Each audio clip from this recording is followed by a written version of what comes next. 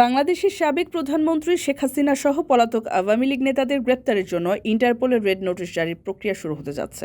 আন্তর্জাতিক অপরাধ ট্রাইব্যুনালের মামলায় তাদের বিরুদ্ধে গ্রেপ্তারি পরোয়ানা জারি করার জন্য গত 12 নভেম্বর চিফ প্রসিকিউটর মোহাম্মদ তাজুল ইসলাম পুলিশের মহাপরিদর্শককে চিঠি দিয়েছেন।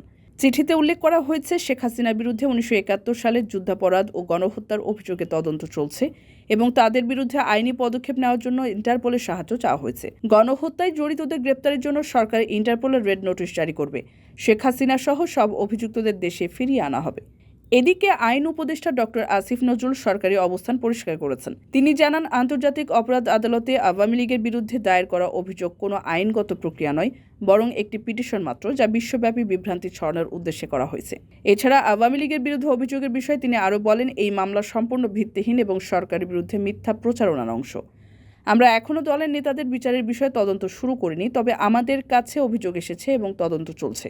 বিভিন্ন প্রমাণ আমাদের কাছে এসেছে যা আওয়ামী লীগের নেতাদের বিরুদ্ধে গণহত্যা ও মানবতা বিরোধী অপরাধের সঙ্গে সম্পর্কিত। এখন পর্যন্ত আওয়ামী লীগের কেন্দ্রীয় কমিটি, যুবলীগ, ছাত্রলীগ এইসব সংগঠনের বিরুদ্ধে আলাদাভাবে তদন্ত চলছে এবং তাদের বিরুদ্ধে গণহত্যা, মানবতা বিরোধী অপরাধের প্রমাণ মিলছে। এখন প্রশ্ন উঠছে, এই আন্তর্জাতিক প্রচেষ্টা কি সফল হবে? শেখ হাসিনা সহ অন্যান্য পলাতক নেতাদের বিরুদ্ধে কি দ্রুত ব্যবস্থা নেওয়া যাবে?